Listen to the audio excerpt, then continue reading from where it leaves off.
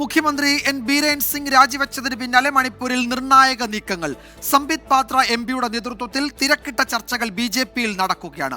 മുഖ്യമന്ത്രി സ്ഥാനത്തേക്ക് നിലവിലുള്ള സ്പീക്കർ ഉൾപ്പെടെയുള്ളവരുടെ പേരുകൾ ഉയർന്നു കേൾക്കുന്നുണ്ടെങ്കിലും രാഷ്ട്രപതി ഭരണ സാധ്യതയും സജീവമാണ്. എൻ ബീരേൻ സിംഗിന്റെ അപ്രതീക്ഷിത രാജിക്ക് പിന്നാലെ മണിപ്പൂരിൽ തുടർ നടപടികൾ ചർച്ചയാവുകയാണ്.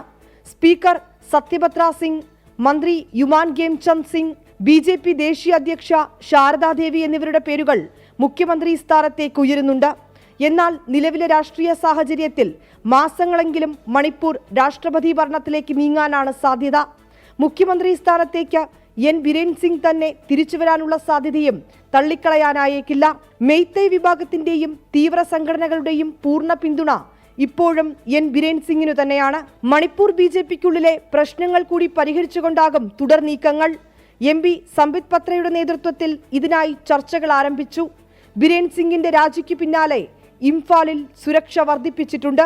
രാജിവെച്ചൊഴിഞ്ഞെങ്കിലും എൻ ബീരേൻ സിംഗിനെ ബിജെപി ദേശീയ നേതൃത്വത്തിന് തള്ളിക്കളയാനാകില്ല. മുഖ്യമന്ത്രിയെ മാറ്റുന്നത് കൊണ്ട് മാത്രം ശാശ്വത പരിഹാരമുണ്ടാകുന്നതല്ല മണിപ്പൂരിലെ മെയ്തൈ കുക്കി സംഘർഷങ്ങൾ. പ്രത്യേക ഭരണപ്രദേശം വേണമെന്ന ആവശ്യത്തിൽ കുക്കി സംഘടനകൾ ഉറച്ചു നിൽക്കുകയാണ്. എങ്കിലും ചർച്ചകളിൽ സമാധാന അന്തരീക്ഷത്തിനു തന്നെയാണ് പ്രഥമ പരിഗണന. വിനീത വിജി, 24, ഡൽഹി.